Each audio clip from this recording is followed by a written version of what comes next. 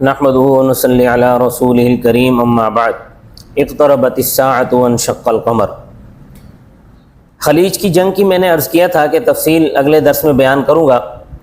یہ خلیج کی جنگ جو اس کا مختصر ایک خاکہ میں نے ابھی تک بیان کر دیا ہے، مزید اس کی ایک دوسری روایت ہے، وہ ذرا مختلف ہے۔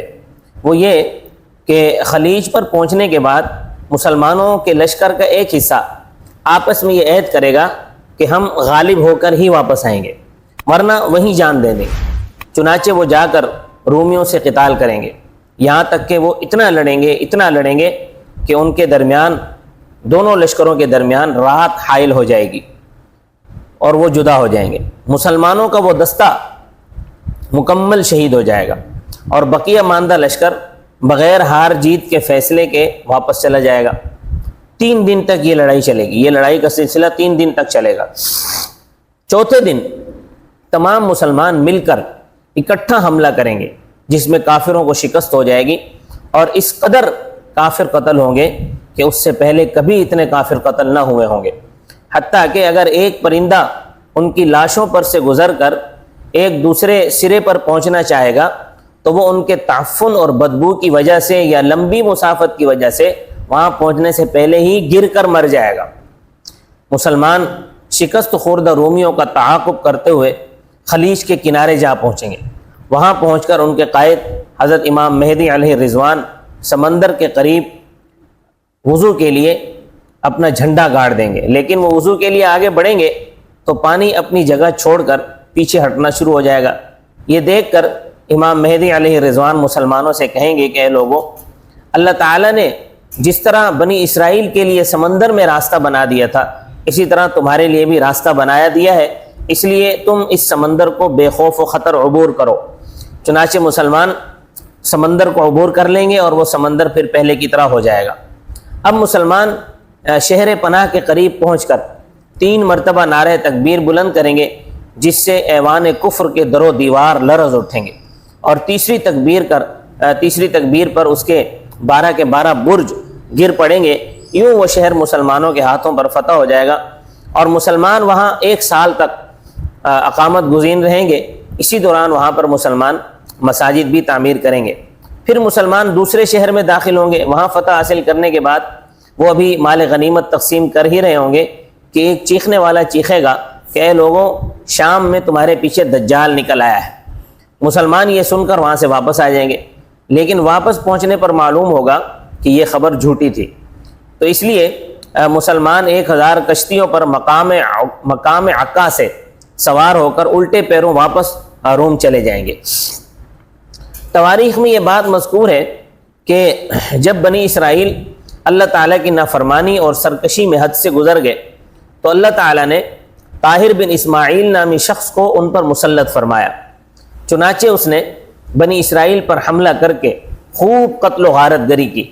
بیت المقدس جو یہودیوں کا مذہبی عبادت خانہ تھا، اس کو تہس نہس کر کے اس کے تمام زیورات اور بیت المقدس کی آرائش اور تزئین کا سامان سمندری راستے سے 1700 کشتیوں پر لاد کر اپنے ساتھ روم لے گیا۔ جب حضرت امام مہدی علیہ رضوان روم کو فتح فرمائیں گے تو اس خزانے کو تلاش کروا کر بیت المقدس بھجوا دیں گے۔ اسی طرح تابوت سکینہ، مائدہ بنی اسرائیل، الواح تورات کے ٹکڑے، حضرت آدم علیہ السلام کا لباس، حضرت موسیٰ علیہ السلام کا عصا، حضرت سلیمان علیہ السلام کا تخت، بنی اسرائیل پر نازل ہونے والا کھانا من و سلوہ،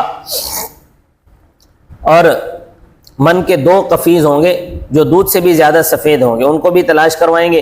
تو اس سلسلے میں امام قرطبی رحمۃ اللہ علیہ نے حضرت حذیفہ بن یمان رضی اللہ تعالیٰ عنہ کی ایک طویل حدیث ذکر کی ہے، جس میں حضرت حذیفہ رضی اللہ تعالیٰ عنہ نے حضور صلی اللہ علیہ وسلم سے نقل کیا ہے، جس میں آپ نے یہ آیت پڑھی، ذالک لہم خزی فی الدنیا ولہم فی الآخرۃ عذاب عظیم۔ یہ آیت پڑھنے کے بعد فرمایا کہ پھر مہدی اور ان کے ساتھ جو مسلمان ہوں گے وہ انطاکیہ شہر میں آئیں گے، جو کہ سمندر کے کنارے ایک بڑا شہر ہے۔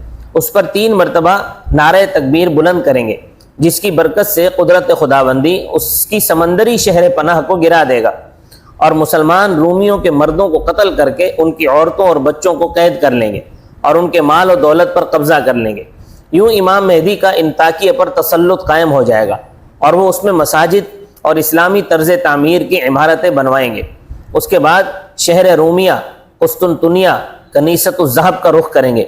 چنانچہ قسطنطنیہ اور رومیہ میں داخل ہو کر وہاں کے لوگوں سے قتال کریں گے اور 4 لاکھ لڑاکا رومیوں کو تہ تیغ کر دیں گے۔ اس جنگ میں 70,000 باقرہ دوشیزائیں بطور باندی کے مال غنیمت میں حاصل ہوں گی۔ اسی طرح شہروں اور قلعوں کو فتح کرتے ہوئے ان کے مال و دولت کو غنیمت بناتے ہوئے، مردوں کو قتل، عورتوں اور بچوں کو قیدی بناتے ہوئے جب آپ کنیست الذہب میں پہنچیں گے تو وہاں ایسا مال و دولت پائیں گے جس کو انہوں نے پہلی مرتبہ اپنی زندگی میں دیکھا ہوگا اور اس پر قبضہ کیا ہوگا۔ یہ وہ مال و دولت ہوگا جو بادشاہ روم قیصر نے اس کنیسہ میں اس وقت رکھا تھا جب اہل بیت المقدس سے جنگ کی تھی۔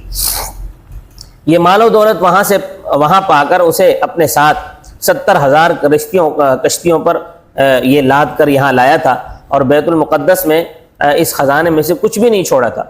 امام مہدی اس خزانے پر قبضہ کر کے اسے واپس بیت المقدس بھجوا دیں گے۔ حضرت حذیفہ کہتے ہیں کہ میں نے عرض کیا یا رسول اللہ، پھر تو بیت المقدس کا مرتبہ اللہ تعالیٰ کے ہاں بہت زیادہ ہوا۔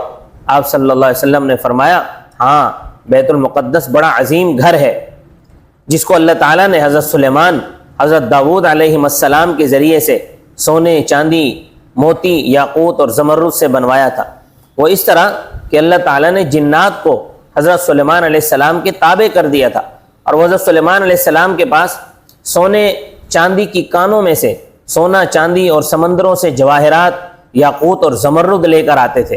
ارشاد خداوندی ہے، وَالشَّيَاطِينَ كُلَّ بَنَّاءٍ وَغَوَّاصٍ، ہم نے حضرت سلیمان علیہ السلام کو معمار اور غوطہ زن جنات پر تسلط دے دیا۔ ان چیزوں کے ذریعے سے حضرت سلیمان علیہ السلام نے بیت المقدس کی تعمیر اس طرح شروع کی کہ 1 اینٹ سونے کی اور 1 اینٹ چاندی کی، اسی طرح کچھ ستون سونے کے اور کچھ ستون چاندی کے تھے۔ اس کو موتیوں، یاقوت اور زمرد سے اس کو مزین کیا گیا تھا۔ حضرت حذیفہ کہتے ہیں میں نے عرض کیا رسول اللہ، پھر بیت المقدس سے یہ چیزیں کیسے غائب ہو گئیں؟ فرمایا جب بنی اسرائیل نے اللہ تعالیٰ کی نافرمانی کی، انبیاء علیہ السلام کو شہید کیا، تو اللہ تعالیٰ نے ان پر ایک مجوسی بخت نصر کو مسلط کر دیا۔ 700 سال تک بخت نصر کی حکومت قائم رہی۔ ارشاد خداوندی فَإِذَا جَاءَ وَعْدُ أُولَاهُمَا، اس سے مراد یہی ہے۔ بخت نصر کے سپاہیوں نے بیت المقدس میں داخل ہو کر وہاں کے مردوں کو قتل کیا، عورتوں اور بچوں کو قیدی بنایا اور ان کے اموال اور بیت المقدس میں موجود تمام چیزوں پر قبضہ کر لیا اور اس کو 70,000 کشتیوں پر لاد کر بابل لے آئے۔ بنی اسرائیل کو وہاں بسا کر سینکڑوں سال تک ان سے اپنی خدمت لیتے رہے، سخت عذابوں میں مبتلا کرتے رہے۔ پھر اللہ تعالیٰ کو ان پر رحم آیا اور انہوں نے ملک فارس کے ایک بادشاہ کے دل میں یہ بات ڈالی کہ وہ بیت المقدس جا کر بنی اسرائیل کو آزاد کرائے۔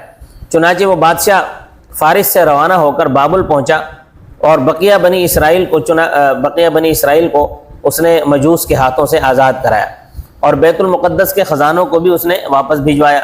بنی اسرائیل سے کہا کہ دیکھو، اگر تم دوبارہ اپنی سابقہ روش پر واپس آ گئے تو تمہارے ساتھ پھر یہی سلوک ہوگا۔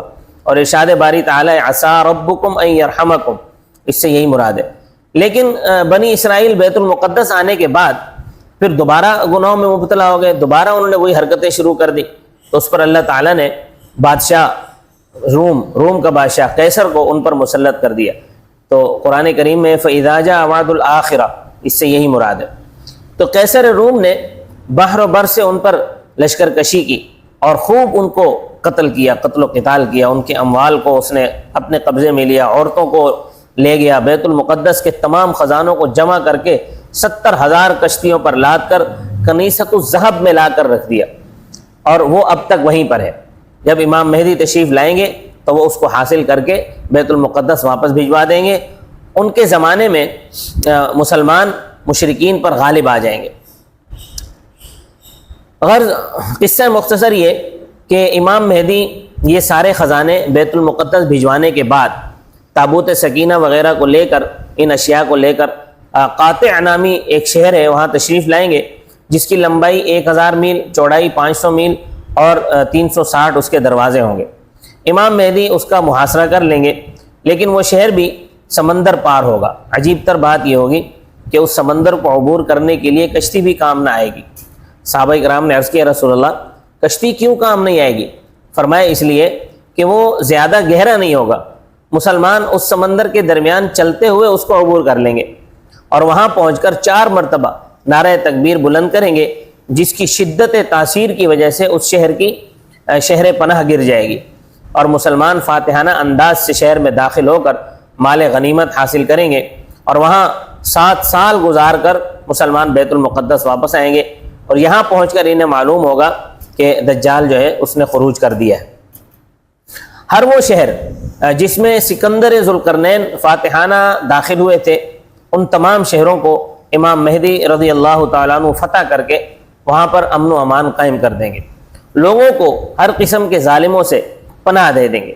جس وقت دجال کا خروج ہوگا اس وقت حضرت امام مہدی بیت المقدس میں ہوں گے۔ امام مہدی کی اس شاندار فتح اور پوری دنیا پر حکومت کو حضور صلی اللہ علیہ وسلم نے یوں بیان فرمایا ہے، جس کا ترجمہ یہ ہے کہ پوری دنیا کے حکمران 2 مومن اور 2 کافر ہوئے۔ مومن تو حضرت سلیمان اور ذوالقرنین تھے، اور کافر نمرود اور بخت نصر تھے، اور فرمایا کہ اور عن قریب میری اولاد میں سے ایک آدمی جس کا پوری دنیا میں حکمرانی میں 5واں نمبر ہوگا وہ آئے گا اور پوری دنیا کا مالک ہو جائے گا، اس کا نام مہدی ہوگا۔ جنگ خلیج سے فارغ ہونے کے بعد مال غنیمت کی تقسیم کے موقع پر یہ افواہ اڑے گی کہ دجال نکل آیا ہے، لیکن یہ خبر جھوٹی ہوگی۔ تاہم کچھ عرصے کے بعد واقعتاً دجال نکل آئے گا اور زمین میں خوب فتنہ و فساد پھیلائے گا۔ اس کی تفصیل بھی انشاءاللہ آگے بیان ہوگی۔ مخلوق خدا کو گمراہ کرتا ہوا دمشق پہنچے گا۔ حضرت امام مہدی بھی وہاں پہنچ چکے ہوں گے، وہ مسلمانوں کو جمع کر کے دجال کے ساتھ مقابلے کا ارادہ کر لیں گے، لیکن اس وقت مسلمان انتہائی سختی کے عالم میں ہوں گے۔ ایک روایت میں ہے کہ مسلمانوں کا دجال کے ساتھ ٹکراؤ بیت المقدس میں ہوگا۔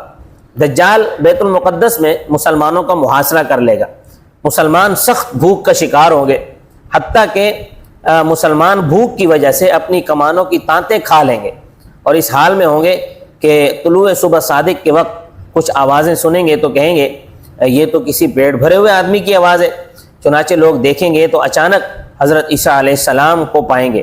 اقامت ہو چکی ہوگی، مسلمانوں کے امام حضرت امام مہدی رضی اللہ تعالیٰ عنہ پیچھے کو ہٹیں گے اور حضرت عیسیٰ علیہ السلام سے کہیں گے کہ آئیے آپ نماز پڑھائیے۔ حضرت عیسیٰ علیہ السلام ان کو کہیں گے کہ تم ہی آگے رہ کر نماز پڑھاؤ، کیونکہ نماز کی اقامت تمہارے لیے ہوئی ہے۔ چنانچہ وہ نماز تو امام مہدی پڑھائیں گے، اور احناف کا مسلک یہی ہے کہ جس امام کی اقتداء میں اقامت ہو جائے تو اسی کے لیے نماز پڑھانا زیادہ بہتر ہے۔ اس کے بعد کی نمازوں میں حضرت عیسیٰ علیہ السلام امامت فرمائیں گے۔ حضرت مولانا مفتی رفیع عثمانی صاحب اپنی کتاب علامات قیامت اور نزول مسیح میں علامات قیامت کو انہوں نے ترتیب زمانی کے ساتھ مرتب فرمایا ہے۔ تو ان کے کتاب میں جو تفصیل لکھی ہے وہ کچھ اس طرح ہے کہ یہاں تک کہ مومنین اردن اور بیت المقدس میں جمع ہو جائیں گے، دجال شام میں فلسطین کے ایک شہر تک پہنچ جائے گا جو باب لد پر واقع ہوگا۔ مسلمان افیق نامی گھاٹی کی طرف سمٹ جائیں گے، یہاں سے وہ اپنے مویشی چرنے کے لیے بھیجیں گے جو سب کے سب ہلاک ہو جائیں گے۔ بالآخر مسلمان بیت المقدس کے ایک پہاڑ پر محصور ہو جائیں گے جس کا نام جبل الدخان ہے، اور دجال پہاڑ کے دامن میں پڑاؤ ڈال کر مسلمانوں کی ایک جماعت کا محاصرہ کر لے گا۔ یہ محاصرہ سخت ہوگا جس کے باعث مسلمان سخت مشقت اور فقر و فاقہ میں مبتلا ہو جائیں گے، حتیٰ کہ بعض لوگ اپنی کمان کی تانت جلا کر کھائیں گے۔ دجال آخری بار اردن کے علاقے میں افیق نامی گھاٹی پر نمودار ہوگا۔ اس وقت جو بھی اللہ اور یوم آخرت پر ایمان رکھتا ہوگا وہ وادی اردن میں موجود ہوگا۔ وہ 1/3 مسلمانوں کو قتل کر دے گا، 1/3 کو شکست دے گا، صرف 1/3 مسلمان باقی بچیں گے۔ جب یہ محاصرہ طول کھینچے گا تو مسلمانوں کا امیر ان سے کہے گا کہ اب کس کا انتظار ہے، اس سرکش سے جنگ کرو تاکہ شہادت یا فتح میں سے تم ایک چیز کو حاصل کر لو۔ چنانچہ سب لوگ پختہ عہد کر لیں گے اور صبح ہوتے ہی نماز فجر کے بعد دجال سے جنگ کریں گے۔ وہ رات سخت تاریک ہوگی، لوگ جنگ کی تیاری کر رہے ہوں گے کہ صبح کی تاریکی میں اچانک کسی کی آواز سنائی دے گی کہ تمہارا فریاد رس آ پہنچا۔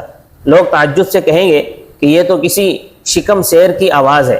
غر نماز فجر کے وقت حضرت عیسیٰ علیہ السلام نازل ہو جائیں گے۔ نزول کے وقت حضرت عیسیٰ علیہ السلام کی نزول کی کیفیت یہ ہوگی کہ اپنے دونوں ہاتھ انہوں نے فرشتوں کے کندھوں پر رکھے ہوئے ہوں گے۔ اسی کتاب کے صفحہ نمبر 157 پر مقام نزول، وقت نزول اور امام مہدی کا عنوان کے تحت حضرت مفتی شفیع صاحب نے تحریر فرمایا ہے کہ حضرت عیسیٰ علیہ السلام کا نزول دمشق کی مشرقی سمت میں سفید مینارے کے پاس یا بیت المقدس میں امام مہدی کے پاس ہوگا۔ تو اس وقت امام مہدی نماز فجر پڑھانے کے لیے آگے بڑھ چکے ہوں گے، نماز کی اقامت ہو چکی ہوگی۔ امام مہدی حضرت عیسیٰ علیہ السلام کو امامت کے لیے بلائیں گے، مگر وہ انکار کر دیں گے، فرمائیں گے کہ یہ اس امت کا اعزاز ہے کہ اس کے بعد لوگ بعض کے امیر ہیں۔